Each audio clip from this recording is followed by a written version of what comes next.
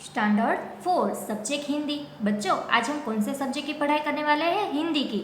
आपको बुक लेनी है नई बाल सुलभ माला पार्ट नंबर 3, जिसमें हमने लास्ट वीडियो में जो आप पहले सीख चुके हैं अ से लेके उ तक के स्वर, उसकी पढ़ाई की और उसका रिवीजन भी किया। आपने भी ये जो अ से लेके उ तक की जो मात्रा है वो सीख ली होगी। बच्चों आज हम नए चैप्टर की शुरुआत करेंगे और चैप्टर नंबर 2 जिसका नाम है री की मात्रा। हमने अ से लेके उ तक के जो स्वर सीखे ना बच्चों, उसके बाद आता है स्वर रू। री यानी कि उसको क्या कहेंगे बच्चों? इंग्लिश में लिखना हो तो हमें सिंबल लिखना पड़ेगा आर आई, यानी कि री की मात्रा, द सिंबल ऑफ री।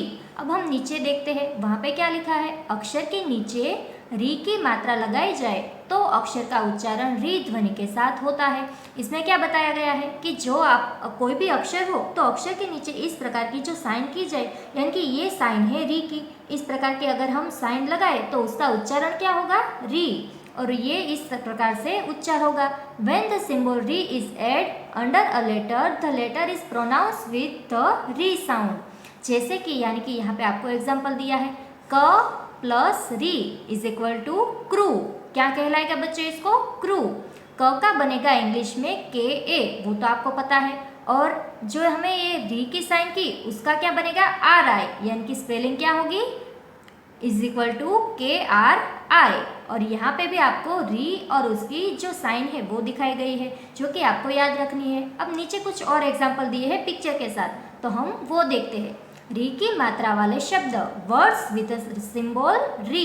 देखिए फर्स्ट पिक्चर है सेज का, सेज यानी कि ऋषि। तो सबसे पहले आपको री लिखना होगा। री प्लस ह्रस्व ई की जो साइन है वो हम करेंगे, प्लस स इज इक्वल टू ऋषि। बच्चों अगर हम ये जो री है वो गुजराती में बोलते तो उसको रू कहा जाता, लेकिन हिंदी में और इंग्लिश में इसको री कहते हैं, रू नहीं। रू सिर्फ हम गुजराती में ही कहेंगे। तो रू की स्पेलिंग आएगी आर आई प्लस जो ये ह्रस्व ई की साइन है उसके लिए हम आई यूज करेंगे इंग्लिश में, प्लस स के लिए क्या यूज होगा? एस एच, और इज इक्वल टू ऋषि बनेगा। ये सारी जो हमने प्लस में आगे लिखा उसको हम ज्वाइन करेंगे तो बनेगी आर आई एस आई। तो ये हुई ऋषि का पिक्चर, जो हम कैसे लिख सकते हैं उसका नाम वो हमने सीखा। अब आगे देखते हैं डियर का पिक्चर। डियर यानी कि हिरन। हिरन को मृग भी कहते हैं, तो इसमें म के नीचे री की साइन लिखनी पड़ती है। म प्लस री प्लस ग इज इक्वल टू बनेगा मृग, यानी कि हिरन। आगे देखते हैं, यहाँ पे है ट्री का पिक्चर। ट्री यानी कि वृक्ष, जिसे हम पेड़ भी कह सकते हैं। व प्लस री प्लस क्ष इज इक्वल टू बनेगा वृक्ष। उसकी स्पेलिंग आपको नीचे दी गई है कि आपको व के लिए लिखना है वी ए प्लस री के लिए आपको आर आई लिखना है, प्लस क्ष से बनता है K S H A is equal to क्या बनेगा? वृक्ष। अब आगे देखते हैं, यहाँ पे आपको किसान यानी कि फार्मर का पिक्चर दिया है। फार्मर को कहते हैं कृषक। तो क प्लस री प्लस स प्लस क इज इक्वल टू क्या बनेगा? कृषक। अब हम आगे देखते हैं, तो यहाँ पे कुछ और शब्द दिए हैं जिससे कि आपको री की मात्रा जल्दी से आ जाए। शब्दों को पढ़िए और सीखिए। Read and learn this words. तो ये सारे जो वर्ड्स है वो आपको मेरे साथ बोलते जाना है बच्चों। फर्स्ट यहाँ पे लिखा है न और प, और नीचे न के नीचे जो री की साइन है उसको हम नृ बोलेंगे। क्या बोलेंगे? नृ। नृप यानी कि राजा, जिसको आप इंग्लिश में क्या कहते हो? किंग। उसके बाद है ऋषि, जो कि हम आगे पिक्चर में सीख गए हैं। ऋषि यानी कि सेज। अब है कृपाण। क्या लिखा है बच्चों यहाँ पे? कृपाण। कृपाण यानी कि घास। आगे देखते हैं तृण। उसके बाद है कृपा। हृदय। हृदय यानी कि हर्ट। अब है गृह। गृह को कहते हैं हाउस। आपको पता ही होगा, आप जिस घर में रहते हो उसे आप जो हिंदी है उसमें गृह भी कह सकते हो। बाद में है अमृत। तृतीय। तृतीय का मतलब क्या होता है बच्चों? थर्ड। कृषक यानी कि फार्मर। घृणा यानी कि नफरत करना, किसी को हेट करना। अब है वृषभ यानी कि बुल। तो ये सारे जो शब्द है हम एक बार फिर से बोलते हैं, आप भी मेरे साथ बोलिए। नृप, ऋषि, कृपाण, तृण, कृपा और हृदय। अब क्या है? गृह। अब ये लिखा है अमृत। तृतीय, कृषक, घृणा, और लास्ट में दिया है वृषभ। बच्चों ये सारे जो वर्ड यहाँ पे आपको दिए हैं वो आपको नोटबुक में भी होमवर्क में लिखना है। तो यहाँ पे आपको टिक मार्क कर देनी है कि आपको याद रहे कि आपको होमवर्क में ये सारे वर्ड भी लिखने हैं। अब नीचे देखते हैं, यहाँ पे आपको निर्देश दिए हैं कि आपको ये जो साइन है वो कब और किस प्रकार से लिखनी है। री की मात्रा और अर तथा र के ध्वनि चिन्ह अक्षरों के साथ अलग अलग प्रकार से लगते हैं कि आपको रू की मात्रा है वो अलग अलग जो प्रश्न चिन्ह होते हैं उसमें अलग प्रकार से लगाई जाती है। जैसे कि आपको यहाँ पे कुछ एग्जाम्पल दिए हैं। री की मात्रा, अगर आपको री की मात्रा लगानी है तो आप उस प्रकार से शब्द के नीचे लगा सकते हैं। देखिए यहाँ पे 2 एग्जाम्पल दिए हैं, तृतीय और घृणा। अर का ध्वनि चिन्ह, अब इसका ध्वनि चिन्ह है उसका प्रोनाउंस तो र के साथ ही होगा लेकिन उसको नीचे की बजाय ऊपर करना होगा। तो शब्द के ऊपर यहाँ पे दिया है गर्व और सर्प। गर्व यानी कि प्राउड फील करना और सर्प यानी कि स्नेक। अब है र का ध्वनि चिन्ह, तो तीनों में आपको उच्चार जो है वो तो र का ही होता है, लेकिन यहाँ पे आपको देखिए शब्द के नीचे दिया है तो यहाँ पे शब्द के ऊपर और यहाँ पे शब्द के बीच में दिया है। देखिए इसको क्या रीड करते हैं, ऐसे ही हम जो ये र की साइन है उसके बिना बोले तो ये कहलाएगा क और म यानी कि कम, लेकिन हम इसमें बीच में एक स्लांटिंग लाइन लगा दे तो ये बनेगा क्रम और यहाँ पे बनेगा प्रातः। प्रातः यानी कि मॉर्निंग। तो इस प्रकार से ये जो सारे र की साइन है वो हमने देख ली। अब नीचे आपको क्या लिख के दिया है, इन ध्वनियों को याद कीजिए और शब्दों के साथ इनका प्रयोग कैसे होता है उसका उच्चारण के साथ सीखिए। Learn this sound and their correct pronunciation. Also occupy yourself with their uses when they are combined with words. कि आपको जब भी कोई भी शब्द दिया है तो वो री की मात्रा है, अर की मात्रा है या तो र की मात्रा है, ये आपको याद रखना है। और इसकी साइन है अलग अलग प्रकार से, वो भी आपको किस प्रकार से करनी है वो ध्यान रखना है बच्चों। ये हम नेक्स्ट आगे के जो चैप्टर है उसमें सीख लेंगे। तब तक आपको क्या करना है, ये जो री की मात्रा नीचे की साइड हम लगाते हैं वही सीखना है। अब जो हमने री की मात्रा सीखी वो तो हमने शब्द सीखे, अब हम ये शब्द को सेंटेंस में किस प्रकार से यूज़ करते हैं वो हम सीखते हैं। तो यहाँ पे आपको पेज नंबर 5 पे पठन अभ्यास यानी कि रीडिंग प्रैक्टिस जो दी है वो हम सीखते हैं। तो आपको भी अपनी टेक्स्ट बुक में पेज नंबर 5 निकालना है। अब देखिए यहाँ पे फर्स्ट पिक्चर आपको कौन सा दिया है बच्चों, ये है फार्मर यानी कि कृषक का पिक्चर। तो उसके ऊपर से आपको कुछ सेंटेंस दिए हैं, तो चलो हम रीड करते हैं। ये जो फर्स्ट यहाँ पे वर्ड दिया है वो तो आपको रीड करना आता ही होगा। क्या लिखा है बच्चों, कृषक। कृषक यानी कि फार्मर, जिसे आप हिंदी में किसान भी कह सकते हैं। कृषक हल चला, क्या लिखा है बच्चों यहाँ पे, कृषक हल चला। देखिए उनके हाथ में आपको यहाँ पे हल भी दिख रहा होगा। वृक्ष लगा, क्या लिखा है, देखिए यहाँ पे कृषक में भी री की मात्रा है और वृक्ष जो लिखा है उसमें भी री की मात्रा लगाई है। नेक्स्ट लाइन देखते हैं, तृतीय वृक्ष फल का है। जो यहाँ पे बात कर रहे हैं कि तृतीय वृक्ष है वो फल का है, तीसरा जो ट्री है वो फ्रूट का है।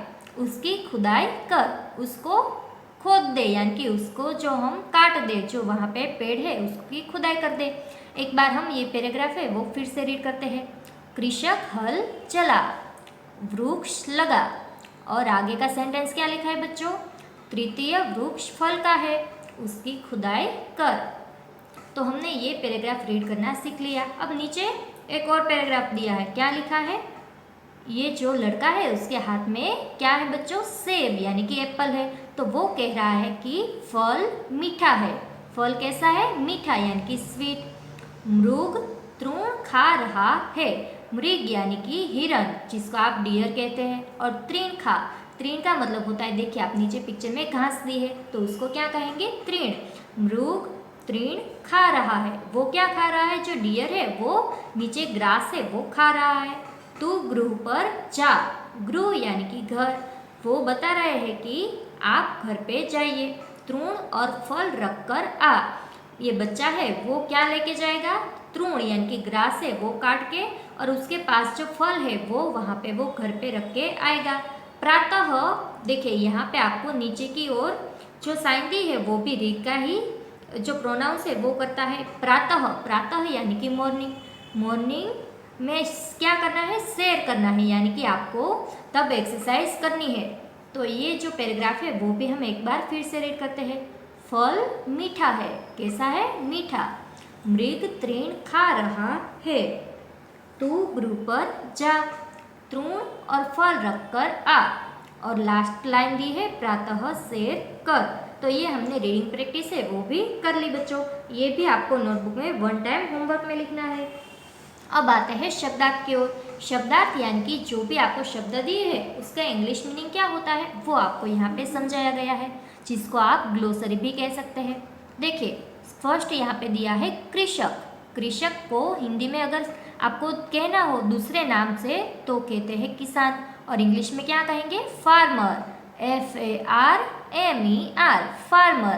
तो ये नाम आपको इंग्लिश में लर्न करना है कि कोई भी जो शब्द आपको हिंदी दिया है उसका इंग्लिश वर्ड क्या होगा, वो स्पेलिंग आपको याद करनी है। अब देखते हैं आगे तृतीय।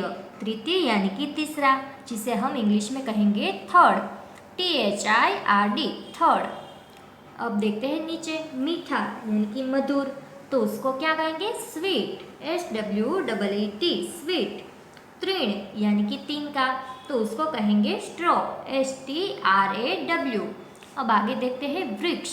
तो वृक्ष को क्या कहेंगे दूसरे नाम से? पेड़, और उसको इंग्लिश में कहेंगे ट्री। TREE, tree. खुदाई करना यानी कि टू डिग। TODIG, डिग। तो क्या बनेगा? खुदाई करना। मृग यानी कि हिरन, जिसको इंग्लिश में कहेंगे हम डियर। DEER। और गृह यानी कि घर, जिसको हम कहेंगे हाउस, या तो आप होम भी कह सकते हैं। अब हाउस की स्पेलिंग क्या होगी बच्चों? HOUSE, house. और यहाँ पे हमारे जो शब्दार्थ यानी कि ग्लोसरी है वो पोर्शन भी कंप्लीट होता है। आपको ये जो शब्दार्थ है वो लर्न करने हैं। अब हम ये जो सारा गृह कार्य यानी कि आपका जो होमवर्क है वो नोटबुक में लिखना स्टार्ट करेंगे। तो इसके लिए आपको बच्चों कौन सी बुक लेनी है? 200 पेज की जो डबल लाइन की बुक है वो आपको लेनी है, और आपको हेडिंग देना है चैप्टर नंबर 2। चैप्टर नंबर 1 यानी कि जो पोएम थी प्रार्थना और उसकी ग्लोसरी, तो वो तो आपने अपनी नोटबुक में लिख ली होगी। चैप्टर नंबर 2 की शुरुआत करते हैं, और हेडिंग देना है री की मात्रा, तथा एक और हेडिंग दीजिए read and learn this words. यानी कि ये जो सारे वर्ड्स है वो आपको कितनी बार लिखना है बच्चों? 3। यहाँ पे हम 3 बार लिखेंगे। तो इस प्रकार से आपको आपकी जो बुक का ये पेज है उसमें 2 लाइन बना देनी है, जिससे हम 3 पार्ट में लिख सकेंगे। और अब हम जो टेक्स्ट बुक में हमने वर्ड सीखे सारे, तो वो वर्ड हम यहाँ पे लिखने की शुरुआत करेंगे। फर्स्ट है ड्रिप, यानी कि एक बार हमने लिखा और 2 बार यहाँ पे फिर से लिखेंगे, तो टोटल कितनी टाइम होगा? 3 टाइम। यहाँ पे आपको बोलते जाना है आप क्या लिख रहे हो? रूप यानी कि किंग। अब आगे दिखते हैं ऋषि, तो हम ऋषि लिखेंगे। तो इस प्रकार से आपको ऋषि भी लिखना है। ऋषि ये बोलते जाइए और अपनी नोटबुक में लिखते जाइए। आगे कौन सा शब्द है? कृपाण, तो वो भी आपको बोलते हुए लिखना है 2। कृपाण। आगे है तृण। तृण यानी कि घास, तो वो भी आप 3 बार लिखिए। अब आते हैं आगे का जो वर्ड है वो है कृपा। कौन सा शब्द है ये बच्चों? कृपा। तो क के नीचे आपको जैसे हम सी बनाते हैं कैपिटल, उस प्रकार से बनाइए, तो ये री की साइन बनेगी। आगे देखिए ये लिखा है हृदय। हृदय यानी कि हार्ट, तो हम अब वो लिखेंगे।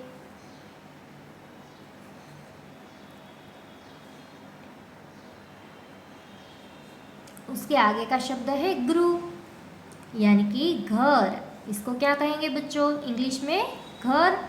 इंग्लिश में हम घर को हाउस या तो होम कह सकते हैं। अब है अमृत। ये शब्द भी आपको 3 टाइम लिखना है। एक बार फिर से, ये कौन सा शब्द लिखा हमने? अमृत। और यहाँ पे हम लिखेंगे तृतीय यानी कि थर्ड। जो तीसरा शब्द, इसके लिए हम क्या इस्तेमाल कर सकते हैं? तीसरा। अब हम नेक्स्ट पेज लेते हैं। अब आगे है कृषक। ये शब्द भी हम 3 बार लिखेंगे। बच्चों आप एक एक शब्द लिखते जाइए और वन वन लाइन आपको लीव करनी है। कृषक, और ये वन लाइन मैंने लीव कर दी। अब हम लिखेंगे घृणा। क्या लिखा हमने? घृणा यानी कि नफरत। और लास्ट यहाँ पे शब्द है वृषभ, तो उसे हम क्या कहेंगे? बुल। एक बार फिर से वृषभ। तो ये 3 बार जो हमें शब्द लिखने थे वो हमने कंप्लीट कर लिया। आपको भी इस प्रकार से कंप्लीट कर देना है। अब हम आते हैं पठन अभ्यास, यानी कि जो रीडिंग प्रैक्टिस के हमें 2 पैराग्राफ दिए थे ना बच्चों, अब हम वो लिखेंगे। तो आपको भी इस प्रकार से हेडिंग देना है और नीचे से स्टार्ट करना है। कृषक हल चला, वृक्ष लगा, और उसके बाद आपको टेक्स्ट बुक में न्यू लाइन दी है तो हम न्यू लाइन से स्टार्ट करते हैं। तृतीय वृक्ष फल का है, उसकी खुदाई कर, और यहाँ पे हमारा फर्स्ट पैराग्राफ है वो कंप्लीट होता है।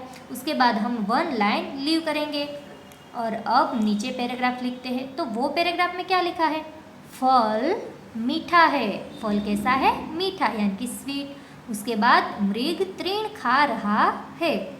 अब नेक्स्ट लाइन, तू गृह पर जा, और लास्ट सेकंड लाइन में हम लिखेंगे तृण और फल रखकर आ, प्रातः शेर कर। तो ये हमारा पठन अभ्यास है वो कंप्लीट होता है। तो बच्चों आपको भी ये टेक्स्ट बुक में से देखकर इस प्रकार से लिखना है और 2 पैराग्राफ के बीच में 1 लाइन लीव भी करनी है। अब हम आते हैं शब्दार्थ, यानी कि जो ग्लोसरी हमें लिखनी थी उसकी ओर। तो उसके लिए आपको न्यू पेज लेना है और वहाँ पे लिखना है हेडिंग शब्दार्थ ग्लोसरी। तो बच्चों ये जो ग्लोसरी है वो आपको 1 टाइम लिखना है होमवर्क में, और 1 टाइम आप क्या करेंगे? इसको लर्न करते करते लिखना है कि एक बार लर्न कर लो, बाद में आपको इसको यहाँ पे लिखना है। अब फर्स्ट है कृषक, और उसको इंग्लिश में क्या कहेंगे? फार्मर। सिर्फ आपको हिंदी और इंग्लिश के मीनिंग ही लिखने हैं, बीच में इसका जो समानार्थी शब्द है वो हमें नहीं लिखना है। तो चलो मैंने 1 टाइम यहाँ पे लिख के दिया है, तो वो आपको 1 टाइम इस प्रकार से लिख देना है। और बीच में मैंने एक पार्ट बनाया है, यानी कि एक लाइन ड्रॉ की है, उसके बाद यहाँ पे दूसरा पार्ट बनता है, यानी कि 2 टाइम लिखने हैं हमें ग्लोसरी। तो 1 टाइम यहाँ पे और 1 टाइम यहाँ पे, जो जगह बची है वहाँ पे हम लिखते हैं। तो हम स्टार्ट करते हैं। फर्स्ट जो ग्लोसरी का वर्ड दिया है वहाँ से, वो है कृषक यानी कि फार्मर। फार्मर की स्पेलिंग क्या आएगी बच्चों? वो आपको बोलते जाना है, FARMER। फार्मर मीन्स कृषक। आगे देखते हैं तो वो कौन सा शब्द है? तृतीय। तो तृतीय को इंग्लिश में क्या कहेंगे? थर्ड। THIRD, third. अब देखते हैं आगे, तो वो शब्द है मीठा। कौन सा शब्द है? मीठा। तो मीठा यानी कि उसको इंग्लिश में कहेंगे स्वीट, SWEET, स्वीट। आगे देखते हैं तृण, तो उसको इंग्लिश में कहेंगे स्ट्रॉ। तो अब हम वो लिखना शुरू करते हैं। तो सबसे पहले आपको त लिखना है और नीचे हम री की साइन करेंगे, अण, तो बनेगा तृण। और स्ट्रो की स्पेलिंग आएगी STRAW, स्ट्रो। अब आते हैं नेक्स्ट जो शब्द है उस पर, तो वो है वृक्ष। वृक्ष को ट्री कहेंगे। क्या कहेंगे? Tree, TREE, tree. अब कौन सा शब्द है? खुदाई करना। तो खुदाई को कहते हैं इंग्लिश में डिग। क्या कहेंगे? डिग। तो हम उसकी स्पेलिंग यहाँ पे लिखते हैं, TO2DIG, डिग, टू डिग। अब आते हैं नीचे, तो यहाँ पे है मृग लिखा हुआ। तो मृग को क्या कहते हैं बच्चों? हिंदी में अगर उसका नाम कहना हो तो उसे हिरण भी कहते हैं, लेकिन इंग्लिश में उसको डियर कहेंगे। तो उसकी स्पेलिंग आपको यहाँ पे लिखनी है, DEER, डियर। और लास्ट हमारी ग्लोसरी का वर्ड है ग्रिल, यानी कि हाउस, जिसे आप होम भी कह सकते हैं। आपको जो स्पेलिंग याद रहती है वो आपको एग्ज़ाम में अगर आपको मीनिंग पूछे तो आपको लिखना है। तो बच्चों आज आपके लिए होमवर्क में क्या क्या है? सबसे पहले तो आपको चैप्टर 2 की हेडिंग डालनी है, और जो read and learn this word है वो आपको 3 टाइम लिखना है। उसके बाद पठन अभ्यास यानी कि रीडिंग प्रैक्टिस है वो 1 टाइम लिखनी है, और शब्दार्थ यानी कि ग्लोसरी जो है तो वो आपको 2 टाइम लिखना है और लर्न करना है। अब टेक्स्ट बुक में इसकी जो आगे एक्सरसाइज दी है वो हम नेक्स्ट वीडियो में देखेंगे। तब तक आपको आपका गृह कार्य यानी कि होमवर्क है वो कंप्लीट करना है।